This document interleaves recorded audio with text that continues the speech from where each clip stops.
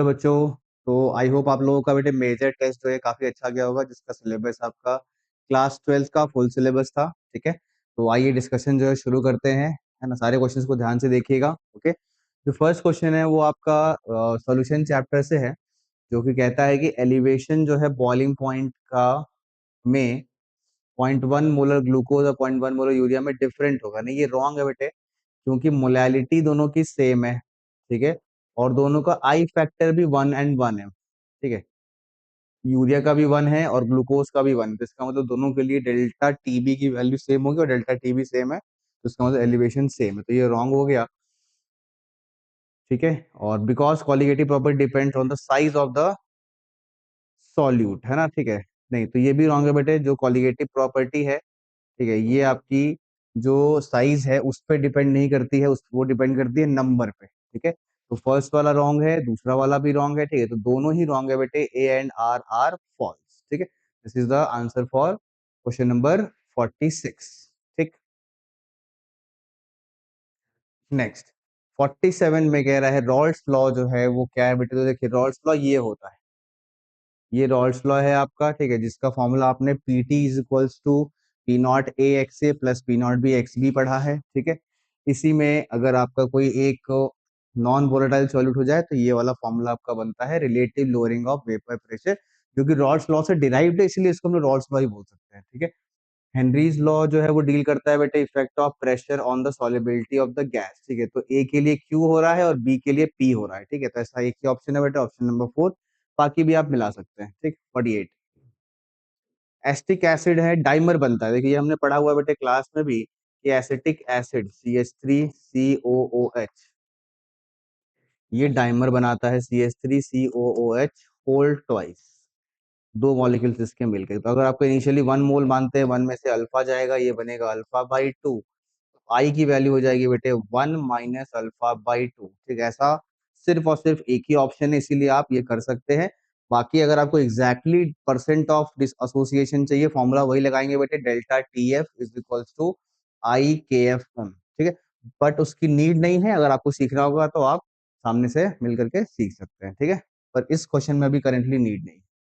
Next है बेटे electrical resistance of a column of this. ठीक है, ये कंसंट्रेशन है, this is the diameter, this is the length, this is R, lambda पूछा गया है ना। तो इसमें बस यूनिट का ध्यान रखना होता है बेटा, lambda is equals to K/C होता है। आंसर आपको जो है दो यूनिट्स में है, मीटर स्क्वायर में भी है, हम लोग मीटर स्क्वायर में निकाल लेंगे, लास्ट में मैच कर लेंगे अगर सेंटीमीटर से मैच करता है कि नहीं करता है। ठीक है, तो जो K है बेटे वो कैसे आएगा, तो उसके लिए फॉर्मूला है R.K is equals to G star. ठीक है, तो K इज इक्वल्स हो गया बेटे G⁻/R। जी स्टार क्या होता है, ठीक है, वो होता है L/A, है ना। G⁻/R और नीचे हो रहा है C। ठीक है, कंसंट्रेशन जी स्टार होता है L/A। L का मतलब है लेंथ, लेंथ इज 0.5, ए है πr², है ना। ध्यान देंगे जो जो 2 सेंटीमीटर इज डायमीटर, रेडियस होगा 1 सेंटीमीटर, दैट इज 10⁻⁻²मीटर। ठीक है, तो स्क्वायर करेंगे तो 10⁻⁻4 हो जाएगा, πr² हो गया। Resistance is 100 ohms. ठीक है, एंड जो कंसंट्रेशन है उसको आपको रखना है बेटे मोल पर मीटर क्यूब में। इसके लिए आप इसको 1000 से मल्टीप्लाई करेंगे तो 1 2 3 मतलब ये हो जाएगा 50। ठीक है, इसको पूरा पूरा सॉल्व कर दीजिए, इससे आपका आंसर आएगा siemens metre square mole inverse में। अगर वो ऑप्शन से मैच किया तो वेल एंड गुड, अदरवाइज अगर आपको साइमन सेंटीमीटर स्क्वायर में चाहिए तो आप उसी नंबर को 10⁴ से लास्ट में मल्टीप्लाई करेंगे। ठीक है, तो ये एक डायरेक्ट फॉर्मूला बेस्ड क्वेश्चन था। नेक्स्ट, अच्छा ये हमने पढ़ा है बेटे Debye Hückel Onsager equation नाम की चीज होती है, जिसको बोलते हैं कि ये स्ट्रॉन्ग इलेक्ट्रोलाइट्स के ऊपर अप्लाई होता है। ठीक है, ये कर्व वाला जो ये सिर्फ और सिर्फ किसके लिए हो सकता है, वीक के लिए, और इन तीनों में वीक कौन है, NH4OH। ठीक है, तो ये तो क्लियर हो गया कि ये और ये में से कोई होना है। 1 और 2 में 1 वाला जो है वो HCl है, जिसकी मोलर कंडक्टिविटी बेटे ज्यादा होगी, बिकॉज इसका इंटरसेप्ट ज्यादा दिख रहा है आपको। ठीक है, ज्यादा क्यों होगी, बिकॉज H+ जो है उसका साइज छोटा है तो उसकी मोबिलिटी अच्छी होगी। ठीक है, तो इसीलिए 1 वाले का लैम्डा एम नॉट ज्यादा है, that is HCl will be 1 and second होगा आपका NaCl। ठीक है जी, नेक्स्ट 51, इसमें कह रहा है बेटे सेम चीज है ये, है ना। रेजिस्टेंस दिया है, कंसंट्रेशन दिया है, ठीक है, सेल कांस्टेंट दिया है, तो आपको कंडक्टेंस निकालना है। ठीक है, तो देखो वो चीज को सॉल्व करो जिसमें ना कि ऐसे चारों ऑप्शन डिफरेंट हो, है ना। तो ऐसा कुछ ऑप्शन है डी बी सी बी। ठीक है, तो जैसे इसमें देखो ये ए डी डी डी है, मतलब पी को सॉल्व करना ज्यादा बुद्धिमानी नहीं है, बिकॉज 3 डी है, मतलब मोस्ट प्रोबेबली वही होगा। ठीक है, तो इसीलिए ऐसा कुछ देखो, जैसे अगर मैं एस को सॉल्व करता हूँ, ठीक है, एस को सॉल्व करता हूँ तब भी मेरे पास दो ऑप्शन रहेगा, उन्होंने बनाया हुआ स्मार्टली है भाई, है ना। एस को सॉल्व करते हैं अगर, ठीक है, तो इक्विवेलेंट कंडक्टेंस निकालना है। ठीक है, तो इक्विवेलेंट कंडक्टेंस कैसे निकलती है, पहले मोलर निकाल लेते हैं, तब इक्विवेलेंट निकालना आसान होता है। ओके, तो मोलर कंडक्टेंस जो होता है वो होता है बेटे कप्पा बाई सी। ठीक है, कप्पा बाई सी। तो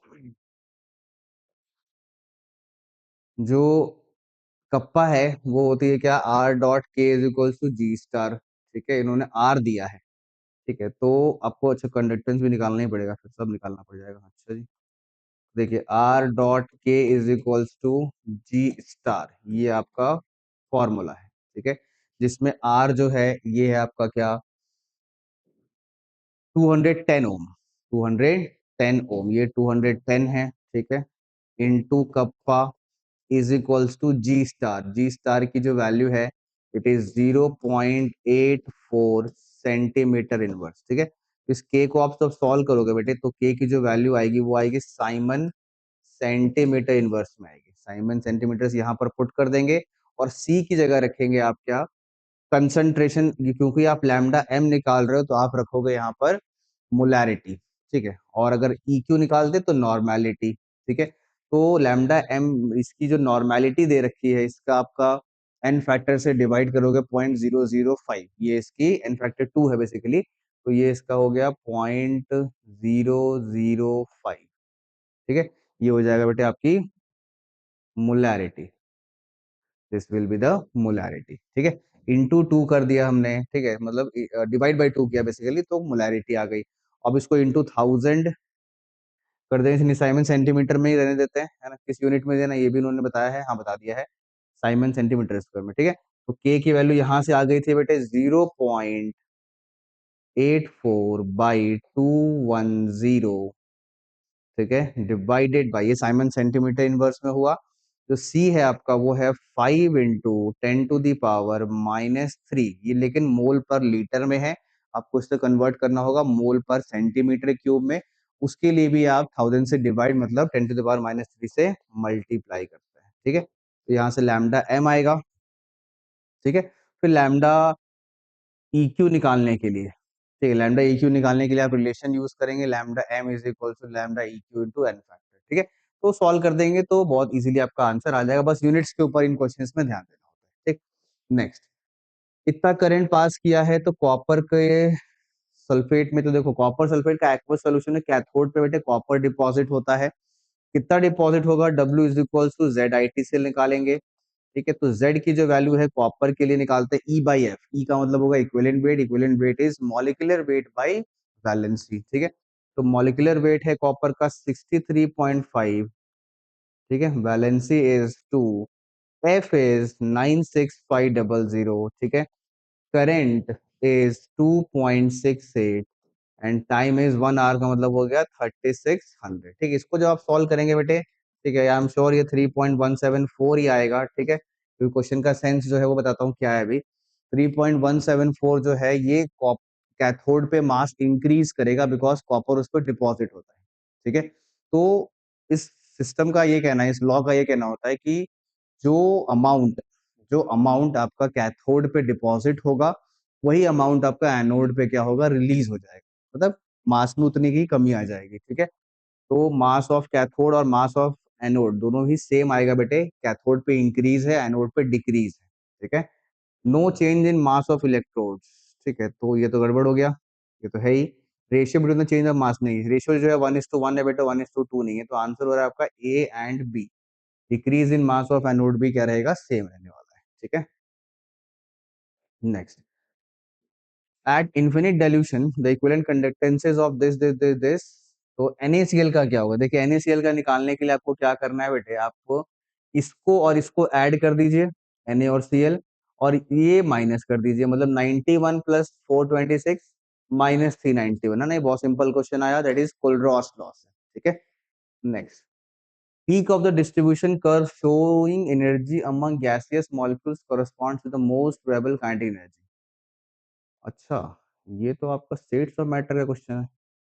स्टेट्स ऑफ मैटर में टॉपिक है बेटे मैक्सवेल डिस्ट्रीब्यूशन ऑफ स्पीड, ठीक है, जो कि कुछ ऐसा ग्राफ दिखता है, जो कि आपको पढ़ना तो नहीं है, कैसे दे दिया भाई, ये तो 1/n, यहाँ पर होता है 1/n dN/du, ठीक है, और यहाँ पर होता है u, ठीक है। तो ये जो पॉइंट होता है, इस पॉइंट को हम लोग बोलते हैं कि ये वो पॉइंट है जहां पर मॉलिक्यूल्स उस स्पीड से चल रहे हैं, मतलब जिसकी प्रोबेबिलिटी सबसे ज्यादा होती है, ठीक है। It is the maximum fraction of molecules running with a certain speed, and that speed is known as what, most probable speed, ठीक है। तो इस पॉइंट पे जो काइनेटिक एनर्जी होती है उसको हम लोग क्या बोलेंगे, मोस्ट प्रोबेबल काइनेटिक एनर्जी। तो ये करेक्ट है स्टेटमेंट, ठीक है, आना नहीं चाहिए था पर आ गया भैया। For a first order reaction the time required for 99% twice the time required, हाँ ये बिल्कुल सही है बेटा, है ना। ये आपने पढ़ा हुआ है, दो फैक्ट से याद करिएगा इसको ना, ये अक्सर पूछा जाता है। 99% और 90% में ट्वाइस का अंतर है, और 99.9 और हाफ लाइफ में 10 टाइम्स का अंतर है, ठीक है। तो ये ध्यान रखेंगे, ठीक है। तो ये करेक्ट हुआ, ये भी करेक्ट हुआ, तो दोनों ही स्टेटमेंट जो है वो करेक्ट है, बोथ 1 and 2 आर करेक्ट, ठीक। 55 time required for 20% completion of a first order reaction at 300 Kelvin is this, 60% 320 पे, अच्छा, activation energy of the reactant reaction है, अच्छा। देखिए, तो एक्टिवेशन एनर्जी और टेम्परेचर को रिलेट करने वाला आपके पास कौन सा इक्वेशन है, तो लॉग K2/K1, K2 का मतलब 320 बोल देता हूं मैं, और K1 का मतलब 300 बोल देता हूं, ठीक है। K2/K1 is equals to EA/R जो आपसे पूछा गया है, और 1/T1 माइनस 1/T2। तो T1 है 300 और T2 है 320, ठीक है। R की वैल्यू रखेंगे आप कैलोरी में, बिकॉज ऑप्शन कैलोरी में है, ओके। 1000 से डिवाइड करेंगे बाद में, 2/1000, ठीक। अब रह गया ये निकालना है, तो अगर ये मिल जाएगा तो काम हो जाएगा, ये मिल जाएगा तो काम हो जाएगा। अब ये कैसे मिलेगा, तो बोल रहा है कि सर 20% 300 पे टाइम और 60% 320 पे टाइम, ये दोनों सेम है, ठीक है। तो टाइम की जो इक्वेशन होती है वो होती है 2.303/k log ऑफ A0/80, उसको इक्वेट कर दीजिए। तो 1/k 300 log of A0/80। Now 80 कितना होगा, 20% कंप्लीशन का मतलब होता है 80% रिमेनिंग, ठीक है। तो ये हो जाएगा 0.8 A0 is equals to 1/k 320 log of A0/60% का मतलब होता है 0.4 A0, ठीक है। बस खेल खत्म, ये और ये कट गया, ये और ये कट गया, तो K 320 बाई, थोड़ा सा लेंदी आ गया है, K 300 लॉग ऑफ 10/4 हो जाएगा, और लॉग 1 माइनस लॉग 4 0.6, ठीक है, डिवाइडेड बाई लॉग ऑफ 10/8 मतलब हो जाएगा 1 माइनस 0.9, ठीक है। 0.9 जो है वो लॉग 8 की वैल्यू होती है, ठीक है। तो ये हो गया बेटा, ये वैल्यू के ये इसे उठा के यहाँ पर पुट कर दीजिए, सॉल्व कर दीजिए, आपको क्या मिल जाएगा, ये की, ठीक है, ओके। चलिए नेक्स्ट क्वेश्चन पे आते हैं बेटे, दैट इज 56। ये आपका काइनेटिक्स से है, order of the reaction can be fractional और जीरो, बिल्कुल ट्रू है ये, ठीक है, ट्रू फॉल्स ही बताना है। Molecularity of reaction can be fractional, false हो गया।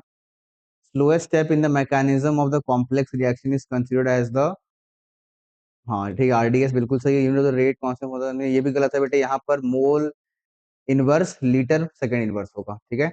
Order is applicable to elementary as well as complex reaction, सही है। whereas molecularity is applicable to the elementary reactions only, ठीक है, ये भी सही है, ठीक है।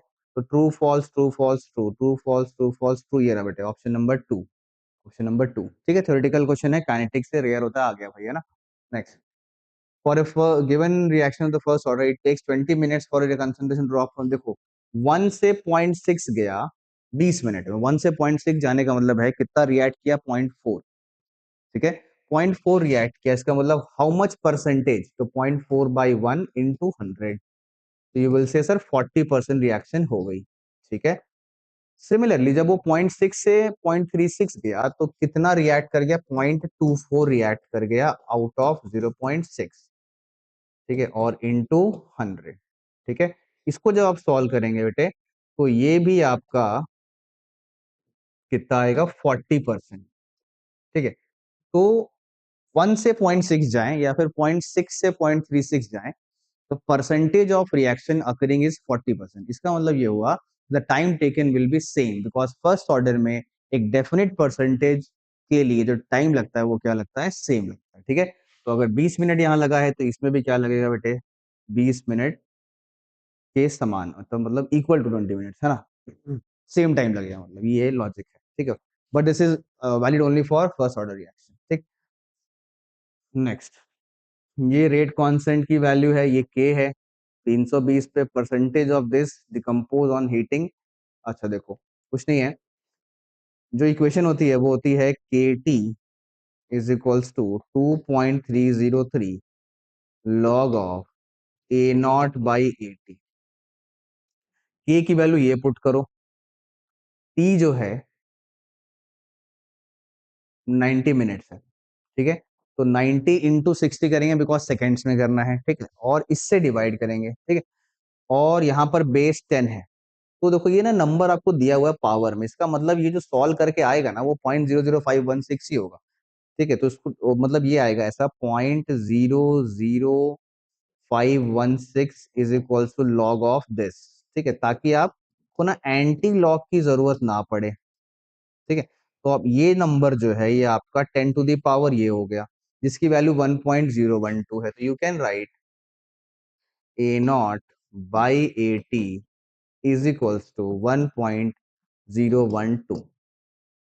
ठीक है, आपसे पूछा क्या है, percentage of SO2 Cl2 decompose, तो डिकम्पोज वाला कैसे आएगा बेटे, तो A not minus A T, ये वो है जो रिएक्ट कर गया, जो टूट गया, और अपॉन में ए नॉट, है ना, और इनटू 100। ठीक है, इसको सॉल्व करने से आपको मिलेगा कि क्या वैल्यू आ रही है। ठीक है, तो A not minus A T, A not minus A T by A naught करना है, तो पहले उसको रिवर्स कर लेते हैं, या फिर ऐसा करते हैं, इसको इसको ऐसे लिख दो, 1 - 80/A0 इंटू 100। ठीक है, तो 80/A0 आपको चाहिए, और यहाँ पर A0/80, तो उसको उल्टा कर दिया। ठीक है, तो ये हो जाएगा 1 - 1/1.012, और लास्ट में और इंटू 100। ठीक है, इसको सॉल्व कर देंगे और आपको आंसर मिल जाएगा। ठीक है, तो ये होना चाहिए, ठीक है, कैलकुलेट कर लीजिएगा जो भी आ रहा है, ऊपर आएगा 0.012, और नीचे आएगा 1.012 और इंटू 100। ठीक, चलिए नेक्स्ट, ये 1% के आसपास ही आना चाहिए, काफी कम वैल्यू है ना। ठीक है, तो ये यही होना चाहिए, मतलब पर देख लीजिएगा आप जो भी है ना। ठीक है, next 14, in a first order reaction the time taken for the completion of इतना percent is 50 minutes, find the half life। देखो, जहां पर भी एक सर्टेन परसेंटेज आ रखा है, ठीक है, पहले आप वो चेक कर लो कि क्या वो हाफ लाइफ के सीक्वेंस में पड़ता है कि नहीं पड़ता है। भाई देखते हैं सर, अगर 93.75 हो गया है तो बचा कितना है, 6.25। तो सर 100 को मैं आधा करूं 50, 50 से आधा किया 25, 25 को आधा किया 12.5, तो 12.5 को आधा किया तो 6.25, ये रहा। इतना रिमेनिंग, मतलब इतना आपका रिमेनिंग है। ठीक है, 100 से 50 में एक हाफ हो गया, दूसरा हाफ हो गया, तीसरा हाफ हो गया, चार हाफ, मतलब चार हाफ लाइफ निकल जाएंगे तो 50 मिनट हो गया। सिंपल सा आंसर हो गया, चार हाफ लाइफ 50 मिनट है, एक हाफ लाइफ कितना होगा, 50/4, दैट इज 12.5 मिनट। ठीक है, ये हो गया 59। Next, for the first order reaction half life period is expressed as this. ठीक है, बिल्कुल सही है, half life time of a first order reaction is not always constant and is dependent, नहीं रॉन्ग है बेटे, ये तो पहला ट्रू है, दूसरा इनकरेक्ट है। ठीक है, तो ये हो गया 60। ये तो काफी इजी था। 61, an element of nitrogen family having maximum electronegativity in the 15th group will form stable halide with। ठीक है, तो मैक्सिमम इलेक्ट्रोनेगेटिविटी 15 ग्रुप में नाइट्रोजन फैमिली की बात हो रही है, तो मैक्सिमम तो नाइट्रोजन का होता है ना, और वो बनाता है NF3। ठीक है, तो NF3 जो है एक स्टेबल हैलाइड है। ठीक है, बाकी की हाइड्रोलिसिस हो जाती है, तो इसीलिए हम लोग नहीं बना सकते। Next, as element group number 16 maximum electron gain enthalpy, वो जो कि सल्फर है ना, ऑक्सीजन नहीं सल्फर बोलेंगे। Then the maximum possible oxidation state of A, तो सल्फर के लिए जो मैक्सिमम पॉसिबल है फ्लोराइड में वो SF6 होता है। तो ठीक है, तो सल्फर जो +6 बनाता है तो +6 में चला गया मैक्सिमम। ठीक है, 63 both X and Y are halogens except fluorine, fluorine नहीं है एक्स और वाई। X2 जो है वो ऑक्सीडाइज कर सकता है मैक्सिमम नंबर ऑफ हैलाइड्स को, ठीक है। तो X2 क्या है, तो देखियो जो ऑक्सीडाइजिंग टेंडेंसी है बेटी वो ये है। फ्लोरीन जो है वो सबसे ज्यादा ऑक्सीडाइजिंग होता है compare to chlorine, bromine and iodine, ठीक है। तो chlorine can oxidise rest all except fluorine, because fluorine उन्होंने एक्सक्लूड कर दिया है। ओ, ठीक है। तो इसका मतलब आंसर हो गया बेटे क्लोरीन, है ना। क्लोरीन जो है वो maximum number of Y minus को ऑक्सीडाइज करके वाई टू में कन्वर्ट कर सकता है। How many fluorine atoms are involve in the first, देखो फर्स्ट एवर जो बनाया गया था वो था आपका, ठीक है, जेनॉन, पीटी, ठीक है, F6, ठीक है। तो पीटी F6 जो है आपका ये बनाया गया था बेटे, ठीक है। तो जो सबसे ज्यादा एटम पाया गया, मतलब शुरू में पाया गया जो, वो आपका है 6, ठीक है, प्लैटिनम के साथ। ओके, फैक्चुअल चीज है ये तो। सेलेक्ट द करेक्ट स्टेटमेंट और द गिवन प्रॉपर्टी। देखो जो ये पहला वाला है ना, ये तो आपका एनसीईआरटी का इंटेक्स का क्वेश्चन है भाई, ये तो क्लास में भी हमने किया है कि Cr+2 की half field configuration that is T2G हो जाने के कारण उसके रिड्यूसिंग पावर बेहतर होती है, ठीक है। ये जो चीज है ये आपको इलेक्ट्रॉनिक कॉन्फ़िगरेशन से प्रिडिक्ट नहीं कर पाएंगे बेटे, बिकॉज Mn+2 का बेटर हो जाता है, बट ये प्रिडिक्ट कर पाएंगे आप किससे, E0 की वैल्यू से, ठीक है, जो कि आपको लर्न करना पड़ता है। तो ये थोड़ा सा ज्यादा ही डीपली फैक्चुअल आ गया। हाँ, बट अगर इसको मैं एक्सक्लूड भी कर देता हूँ तो बाकी से मेरा आंसर निकल आएगा। जैसे कॉपर 2+ की स्टेबिलिटी एक्वस सोल्यूशन में ज्यादा होती है, ऑब्वियस सी बात है, because copper 2+ is strongly hydrated as compared to copper+, ठीक है। और ये हमने क्लास में डिस्कस किया भी है। इसका मैग्नेटिक मोमेंट नो डाउट ज्यादा है, ठीक है। ये तो आप सिंपली काउंट कर सकते हैं नंबर ऑफ अनपेयर्ड इलेक्ट्रॉन से, ठीक है। तो इसका मतलब ए, सी और डी करेक्ट हो रहा है, और ऐसा कोई ऑप्शन नहीं है। इसका मतलब ए, बी, सी एंड डी, ठीक है। ये तब बोल रहा हूं मैं जब आपको बी वाला फैक्ट नहीं याद है तब, ठीक है। बिकॉज इसमें आपसे एक्सपेक्ट किया जा रहा है कि you remember the इलेक्ट्रोपोटेंशियल E0 M3+ / M2+, जो कि थोड़ा सा मुश्किल टास्क है। ज्यादातर बच्चों को M2+/M याद होता है, और अगर आप M3+/M2+ भी याद कर रहे हैं तब ये बन जाता है ना। खैर, next, chromate changes its yellow colour into orange by the addition of acid. ये तो प्रिपरेशन है बेटे, प्रिपरेशन हमने पढ़ा हुआ है, ठीक है। क्रोमेट को डाइक्रोमेट में कन्वर्ट करने के लिए कंसंट्रेटेड H2SO4 की प्रेजेंस चाहिए होती है। नेक्स्ट, लैंथेनाइड विल शो +2, तो सिंपल फैक्ट है, यूरोपियम एंड इटरबियम जो है वो आपका +2 शो करते हैं, ठीक। ये है प्रिपरेशन ऑफ K2Cr2O7 है। पहला स्टेप आयरन क्रोमाइट ओर है, ये K2CrO4 बनता है। ये होता है K2Cr2O7, और पेरोक्साइड के प्रेजेंस में CrO5 बनता है बेटे, ठीक है। तो ये बिल्कुल सही है, सभी में +6 है, यहाँ +6, यहाँ +6, यहाँ भी +6। ये बटरफ्लाई स्ट्रक्चर है, +10 नहीं होगा, ठीक है। पेरोक्साइड लिंकेज होते हैं दो दो अभी, है ना, CrO5 में। Z is a deep blue, हाँ जेड जो है बेटा वो CrO5 है, उसका कलर जो है वो डीप ब्लू होता है। वाई के लिए ऑरेंज, इसका येलो, इसका ऑरेंज, ठीक है। सारी सही है, तो इसका मतलब आंसर हो गया आपका ऑल ऑफ दीज, ठीक है, 68 का। नेक्स्ट है 69, the following complex among the given option is the not the hydrate isomer of the others. अच्छा, हाइड्रेट आइसोमर होने के लिए पहले तो मॉलिक्यूलर फॉर्मूला सेम होना चाहिए, ठीक है। और H2O का जो नंबर ऑफ मॉलिक्यूल्स है वो इनसाइड एंड आउटसाइड क्या होना चाहिए, डिफरेंट होना चाहिए, ठीक। आइए देखते हैं। यहाँ पर H2 है 4 और 2 6, यहाँ पर है 3 और 2 5, यही गड़बड़ हो गया। 6 यहाँ पर है, तो इसका मतलब जो सेकंड वाला है वो पहले और तीसरे का हाइड्रेट आइसोमर, आइसोमर ही नहीं है इनफैक्ट, क्योंकि उसमें H2O का मॉलिक्यूल ही कम हो गया, ठीक है। ये पॉसिबल नहीं है ना, मॉलिक्यूलर फॉर्मूला तो सेम होना चाहिए, ठीक। May show at least 2 type of isomers. आपको चाहिए क्या क्या, लिंकेज भी चाहिए और आयनाइजेशन। लिंकेज के लिए तो भाई एम्बिडेंटेट ढूंढो, इसमें नहीं है, इसमें नहीं है, इसमें एम्बिडेंटेट है, सिंगल आंसर एकदम मजे में भाई, है ना। हाँ, इसमें आयनाइजेशन कैसे बनेगा, सल्फेट जब अंदर जाएगा तो H2O और NO2 को बाहर आना पड़ेगा, बिकॉज सल्फेट बाइडेंटेट है, और NO2 एक बाहर आएगा और एक H2O बाहर आएगा, तभी आपका हाइड्रेट और लिंकेज दोनों ही पॉसिबल हो पा रहा है, ठीक है। Choose the incorrect statement, the central atom in the coordination duty in Ni जो है +2 में है, ये तो करेक्ट है ना। Coordination number of Pt in the complex ion is, ये भी करेक्ट है। In the complex this the coordination number sphere is contrast this, ये भी करेक्ट है। इज अ होमोलेप्टिक कॉम्प्लेक्स, यही इनकरेक्ट है बेटे, ये हेट्रोलेप्टिक कॉम्प्लेक्स है, ठीक है। यहाँ पर 4 और 2 6 अलग अलग लिगेंड्स है, इसीलिए इसको हेट्रोलेप्टिक बोलता है, ठीक है। नेक्स्ट, अगला जो क्वेश्चन है बेटे वो है आपका इनकरेक्ट स्टेटमेंट आपसे पूछ रहा है, तो ज्योमेट्रिकल आइसोमरिज्म अराइजेस इन हेटेरोलेप्टिक कॉम्प्लेक्सेस। ये तो करेक्ट है, हेटेरोलेप्टिक होगा तभी पॉसिबल है। अगर सारे लिगेंड सेम हो गए तो किसी को भी कहीं पर भी रख लो, कोई फर्क नहीं पड़ने वाला है। ज्योमेट्रिकल आइसोमरिज्म पॉसिबल नहीं, टेट्राहेड्रल ज्योमेट्री में बेटे चारों पोजीशंस इक्विवेलेंट होते हैं, इसीलिए इनमें ज्योमेट्रिकल आइसोमरिज्म पॉसिबल नहीं, यही आपका इनकरेक्ट स्टेटमेंट है। Formation of high spin complexes को कौन फेवर करता है? हाई स्पिन का मतलब हुआ नंबर ऑफ अनपेयर्ड ज्यादा है। अनपेयर्ड ज्यादा कब होंगे बेटे? जब आप हुंस रूल को फॉलो करेंगे, और हुंस रूल फॉलो कब होगा? जब आपका जो पेयरिंग एनर्जी है वो ज्यादा हो जाए, किससे? सीएफएससी से, जिसको हम लोग वीक फील्ड लिगेंड के केस में पाते हैं। जब स्ट्रॉन्ग फील्ड होता है तो उल्टा होता है, वहां पर लो स्पिन बनता है। नेक्स्ट, H2S पास किया, आपका पिछले टेस्ट में भी एक आया था बेटे कि H2S के केस में जब एसिडिक मीडियम होता है, ठीक है, तो ग्रुप 2 के एलिमेंट्स जो है वो जल्दी पीपीटी बनाते हैं, और ग्रुप 4 के एलिमेंट्स बेसिक मीडियम में जल्दी पीपीटी बनाते हैं, बिकॉज ग्रुप 2 वाले का केएसपी कम है, और ग्रुप 4 वाले का जो केएसपी है वो ज्यादा है। सॉल्ट प्लस MnO2 है, देखिए ये आपका अगेन इनऑर्गेनिक चाय, बट ये सॉल्ट कौन सा होता है? ये सॉल्ट होता है NaCl, ठीक है।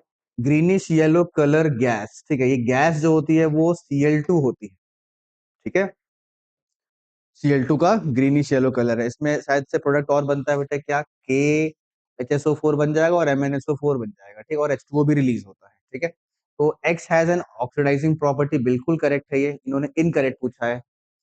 रिलीज गैस इज Cl2, बिल्कुल करेक्ट। पंजेंट स्मेल भी होता है, does not show bleaching property, ये रॉन्ग है बेटे। क्लोरीन के अंदर ब्लीचिंग प्रॉपर्टी होती है, ये इसके लिए आप, ये हम लोग तो बहुत यूज भी करते हैं। जो वाटर टैंक्स होते हैं अपने, उसमें हम लोग as a bleaching agent Cl2 का इस्तेमाल करते हैं, तो ये रॉन्ग है। बॉइलिंग पॉइंट का ऑर्डर, बॉइलिंग पॉइंट का ऑर्डर फॉलो करता है बेटे, पहले तो मोलर मासेस, मोलर मासेस के बाद आप सरफेस एरिया देख लेते हैं, ठीक है। तो सबसे ज्यादा मोलर मास किसका होगा? देखिए सबसे बड़ा मॉलिक्यूल जो ब्रोमोबेंजीन है, 1 ब्रोमोब्यूटेन, 1 ब्रोमोप्रोपेन एंड 1 ब्रोमोइथेन, ये सिंपल ऑर्डर है। सरफेस एरिया वाला इसमें क्वेश्चन ही नहीं आया, ठीक है। नेक्स्ट, और यहाँ से ऑर्गेनिक शुरू हो चुका है बेटे।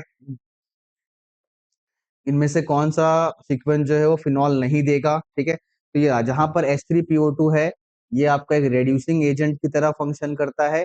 यहाँ पर आपका H लगेगा, और H का मतलब ये बेंजीन में कन्वर्ट होगा, फिनॉल में कन्वर्ट नहीं होगा, बाकी सभी में फिनॉल में कन्वर्ट होगा। सभी रिएक्शंस आपके एनसीईआरटी में है। नेक्स्ट, ये जो कंपाउंड है बेटे, देखिए इसमें क्या है, जो पहला ए है ना, ए जो है वो क्या होगा? CCl4 के लगने से जब फर्दर बेसिक मीडियम में हाइड्रोलिसिस कराएंगे, तो यहाँ पर COOH लग जाता है, COOH, ठीक है, जिसको हम लोग सैलिसिलिक एसिड बोलते हैं। क्या बोलते हैं बेटे? सैलिसिलिक एसिड, ठीक है। तो सैलिसिलिक एसिड के बाद जब आप, ए हो गया सैलिसिलिक एसिड, सभी में है ये, है ना, जब PHOH भेजते हैं, ठीक है, तो फिर ये यहाँ पर आकर के अटैच होता है, ठीक है, अल्कोहल और एसिड, ठीक है, तो ये ईस्टर बना लिया आपका, ठीक है। तो ये सैलोल बोलते हैं इसको, ठीक है, उससे जो कंपाउंड बनता है, ठीक है। फिर CH3OCl जो है वो अटैक करता है बेटे किस पे? ये इस वाले H पे अटैक करता है, ठीक है। तो आपका Cl और H ये दोनों बना करके HCl बाहर हो गए, ठीक है, तो ये एस्पिरिन बनता है, ठीक है। और फिर से अगेन CH3OH जो है ये अगेन COH पे अटैक करता है, अल्कोहल और इस्ट मतलब कार्बोक्सिलिक एसिड, ठीक है, तो एस्टर बनाया फिर से, उसको बोलते हैं ऑयल ऑफ विंटर ग्रीन, ठीक है। तो जो आंसर है बेटा वो हो गया आपका salicylic acid, salol, aspirin and oil of wintergreen, ठीक है। नेक्स्ट, ठीक है, देखिए इसमें क्या कह रहा है आपसे कि कॉपर है, टर्शरी अल्कोहल के केस में कॉपर जो है वो ऑक्सीडाइज नहीं कर पाता है बेटे, वो उसको अल्कीन में कन्वर्ट कर देता है, ठीक है, टर्शरी अल्कोहल में। जैसे अल्कीन में कन्वर्ट हुआ, यहाँ पर डबल बॉन्ड आया, ठीक है, इस OH को गायब कर दिया हमने, ठीक है। HBr जो है वो आपका अब यहाँ पर मार्कोनिको एडिशन कर देंगे हम लोग, है ना, ठीक है। तो एडिशन कर दिया हमने, तो यहाँ पर आपका आकर के जुड़ गया बेटे Br, ठीक है, यहाँ पर आकर के Br जुड़ गया, ठीक है, और इस वाले पे आके H जुड़ गया, ठीक है, ओके। अच्छा, अभी क्या है, जब Mg भेजेंगे, ठीक है, तो यहाँ पर आपका MgBr हो जाएगा, है ना, ग्रिग्नार्ड रिएजेंट, ठीक है। और हाइड्रोलिसिस करने पे क्या होगा बेटे? हाइड्रोलिसिस करने पे आपका जो H प्लस और OH माइनस है, इसमें आपका OH माइनस आके जुड़ जाएगा, ठीक है, MgOH Br बना के अलग हो जाएगा, ठीक है। और यहाँ पर आपका आकर के क्या जुड़ जाएगा बेटे, H जुड़ जाएगा, ठीक है। तो देखिए ये बन रहा है 1 2 3 4, 4 कार्बन का है और इस फॉर्म में देखिए ये रहा बेटे, है ना। तो फोर्थ ऑप्शन जो है इसका करेक्ट आंसर है, ठीक है। तो ये हो गया 79। Okay, next. इनमें से कौन सा बेस्ट वे है to prepare an profile ether, ठीक है। देखिए पहला वाला जो है वो अच्छा वे नहीं है बेटे बेटे, बिकॉज इसका जो लोन पेयर है ये आपका रेजोनेंस में इन्वॉल्व है, ठीक है। तो बॉन्ड को ब्रेक करना काफी मुश्किल हो जाएगा, ठीक है। और CH3 बॉन्ड को भी ब्रेक करना आसान नहीं है, ठीक है। ये वाले में भी जो है दिक्कत है बेटे, यहाँ पर भी ब्रोमीन इसका लोन पेयर रेजोनेंस में इन्वॉल्व होगा। इसमें इजीली हो सकता है पहले आप Na से एक्ट कराएंगे, ठीक है। तो ये फिनॉक्साइड आयन बनेगा और फिनॉक्साइड आयन जो है वो Na और Br जुड़ के अलग हो जाएगा और यहाँ पर आपका N, है ना, प्रोपाइल आपका ईथर बन जाएगा, ठीक है। तो इसीलिए थर्ड ऑप्शन हो रहा है एन प्रोपाइल ईथर बनाने का बेस्ट तरीका। Okay, next. चलिए तो नेक्स्ट क्वेश्चन पे आते हैं बेटे, LiAlH। अच्छा ये है कंपाउंड आपका सेंटर में, ठीक है। देखिए कौन क्या क्या करता है। जो प्लैटिनम है उसके प्रेजेंस में ना ये और ये दोनों ही रेड्यूस हो जाएंगे, ठीक है। तो ऐसा कोई ऑप्शन देखिए जिसमें दोनों रेड्यूस हो रहा है, सी के केस में ना। तो ये रहा बेटे इकलौता ऑप्शन है, फर्स्ट ऑप्शन ही है, ठीक है। अच्छा, जो आपका LiAlH4 है वो सिर्फ और सिर्फ CHO को कर पाता है, ठीक है। और दो H2PDC है ये आपका सिर्फ और सिर्फ डबल बॉन्ड को कर पाता है, लेकिन वो पूछा नहीं उन्होंने, बी है ना। अच्छा बी पूछा है, ठीक है। तो हमारा तो पहले ही ऑप्शन सेट हो गया जिसमें कि LiAlH4 ने CHO को कर दिया, ठीक है। और H2PT ने सभी को कर दिया, मतलब अल्कीन को भी कर दिया है ना, और एल्डिहाइड को भी रेड्यूस कर दिया, तो ठीक है। तो ये आपका first option that is 81। Next 82 बताना है बेटे, डी, ठीक है। देखिए SO2 जो है ये क्या करने वाला है बेटे, ये ना, ये यहाँ पर OH को हटा करके यहाँ पर क्या लगाने वाला है, Cl लगाने वाला है, ठीक है। तो C double bond OCl, NH3 क्या करेगा, H आएगा और H और Cl बना के अलग हो जाएगा, Cl यहाँ से गायब हुआ और ये कन्वर्ट हो गया आपके इसमें NH2 में, ठीक है। HCl गायब हो गया बेसिकली, ठीक है।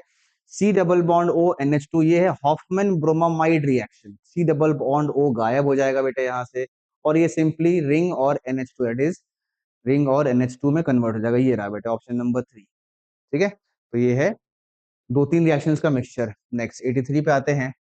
इसमें से कह रहा है आपसे कि कोई ईस्टर है जिसको ट्रीट किया गया है CH3 Mg Br के साथ after hydrolysis form compound with H2SO4 olefin, olefin मतलब अल्कीन्स, ठीक है। और ओजोलाइसिस और बी से आपको क्या क्या बना है, कीटोन बना है, इसका मॉलिक्यूलर फॉर्मूला ये है। और वो पॉजिटिव आयोडोफॉर्म टेस्ट दे रहा है, इसका मतलब उसके साथ में CH3 ग्रुप लगा होगा। द स्ट्रक्चर ऑफ एज, अच्छा तो देखिए आपसे ईस्टर बोल रहा है, तो इसका मतलब जो ईस्टर है वो यहाँ पर ये हो सकता है, ये नहीं है, ये भी नहीं है, ये और ये ईस्टर है, ठीक है। तो ये दो ईस्टर्स हैं, इन दोनों को हमें ट्रीट करना है किसके साथ।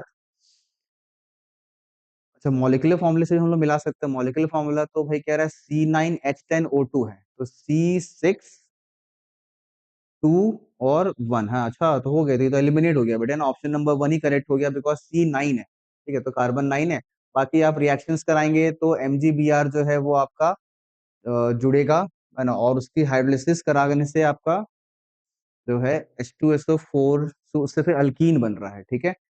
और अल्कीन से फिर ओजोलाइसिस हुआ, कीटोन बना, ठीक है। मतलब अभी ये रिएक्शंस लिखने की नीड भी नहीं आपको बिकॉज ऑप्शन से हमने जो है सेट कर लिया है, बिकॉज ये ईस्टर है नहीं, है ना, ये ईस्टर बिल्कुल नहीं है, ठीक है। ये भी नहीं है ना, सी डबल बॉन्ड, ठीक है। और ये है तो इसमें कार्बन की संख्या ज्यादा है, ठीक है। ऑप्शन नंबर 1 जो है ये बेस्ट बेटर ऑप्शंस के अकॉर्डिंग, ठीक है। नेक्स्ट 84 पे आते हैं। The product of which of the following reaction is capable of changing orange color of the, अच्छा मतलब इसके ऑरेंज कलर को ग्रीन में कन्वर्ट करने की कैपेसिटी कौन रखेगा, जो जिससे ये जिसको ये ऑक्सीडाइज कर पाएगा, ठीक है। तो उसके अंदर ऑक्सीडाइज होने की टेंडेंसी होनी चाहिए, ठीक है। तो वो देखिए क्या है बेटे, डाइबल H जो है वो इसको क्या करता है, रेड्यूस कर देता है CH2 NH2 में, और H2O उसको फर्दर हाइड्रोलाइज करके उसको कन्वर्ट कर देगा एसिटल्डिहाइड में, है ना, CH3CHO में। अब CH3CHO में वो फर्दर ऑक्सीडाइज होने की टेंडेंसी होती है, जो कि कौन ऑक्सीडाइज कर रहा है बेटे, Cr2O7, ठीक है। तो इसका प्रोडक्ट जो है वो इसके ऑरेंज कलर को ग्रीन में कन्वर्ट कर पाएगा, बिकॉज ये चीज एसिटल्डिहाइड को ऑक्सीडाइज करके एसिटिक एसिड में कन्वर्ट कर सकती है। ठीक है, नेक्स्ट। ठीक है बेटा, ये देखिए क्या कह रहा है आपसे, जेड जो है वो क्या है, तो देखिए इसमें रिएक्शंस कैसे कैसे होंगी।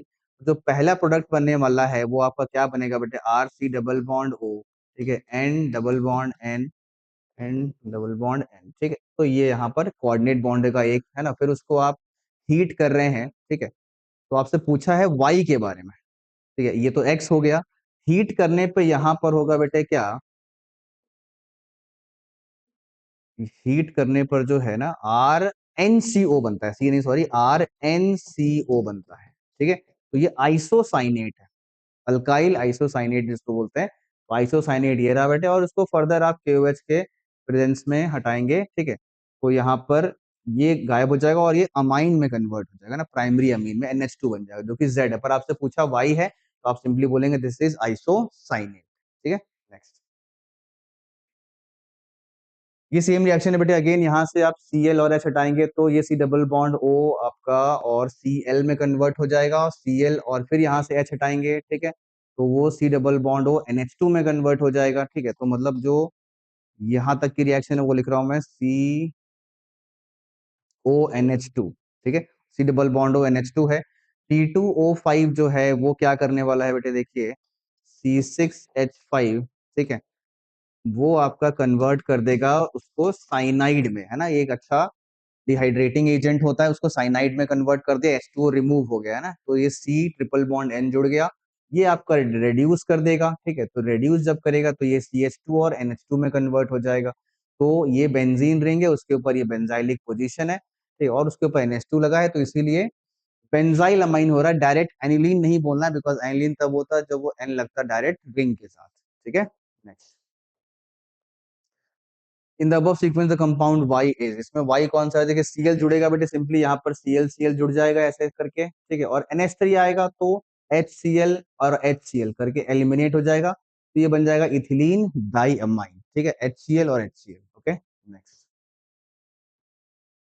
ये है बेटे आपका 3 आइसोमर्स है ABC, इस फॉर्मूले का A और C का डाइहाइड्रोटाइजेशन कर रहे हैं, P और Q बन रहा है, उसकी फिर हाइड्रोलिसिस करी, है ना, फिर हमने हाइड्रोलिसिस करने से मतलब जहां पर N2 प्लस Cl माइनस था वो आपका OH में कन्वर्ट होगा। KMnO4 करने से क्या होगा बेटे, जो आपका अल्काइलिक ग्रुप है वो कन्वर्ट हो जाएगा कार्बोक्सिलिक ग्रुप में, ठीक है। और दूसरी बात बोल रहा है कि जो B है वो अल्कली इनसॉल्युबल प्रोडक्ट बना रहा है, तो वो कौन बना सकता है, वो बना सकता है सेकेंडरी अमीन। कौन कर सकता है, वो सेकेंडरी अमीन, ठीक है। तो सेकेंडरी अमीन वाला ऑप्शन बी देखिए पहले तो, सेकेंडरी अमीन वाला जो है वो इनमें से ये वाला सेकेंडरी है, ये भी सेकेंडरी है, ये भी सेकेंडरी है, मतलब 2 3 4, चलो कम से कम ये एलिमिनेट हुआ, है ना। अब बात करेंगे, अच्छा ये नहीं हो सकता बिकॉज ये तो आइसोमर ही नहीं है ना, OH लग गया यहाँ पे, तो ये एलिमिनेट हो गया, ठीक है। अब बचता है आपका ये और ये, है ना, मतलब ऑप्शन नंबर 2 बचता है और 4 बचता है, ठीक है। तो NH2 CH2 तो ये ऑर्थो है, ये मेटा है, ठीक है। और ये है आपका, इन दोनों में डिफरेंस क्या है, ये ऑर्थो है, ये पैरा है। अच्छा, तो डाई एजोटाइजेशन करेंगे अगर मैं इसको ए मानता हूं तो ये N2 प्लस Cl माइनस में कन्वर्ट होगा बेटे, इस ये P हो गया है ना, ठीक है। और फिर इसकी हाइड्रोलिसिस कराई तो यहाँ पर OH लग गया, KMnO4 किया तो ये हो गया OH और ये हो गया COH, ठीक है। तो कह रहा है कि A की हाइड्रोलिसिस से जो प्रोडक्ट बना है ना वो R है, तो अगर ये R है, आर का lower boiling point then S, ये बिल्कुल करेक्ट बात है ना, आर का जो बॉइलिंग पॉइंट है वो एस से लोअर होगा, बिकॉज इसमें होगा intra molecular hydrogen bonding, intra molecular hydrogen bonding, ठीक है। तो इसलिए करेक्ट आंसर होगा बेटे 2, ओके। चलिए बेटे नेक्स्ट क्वेश्चन पे आते हैं, इट इज 89।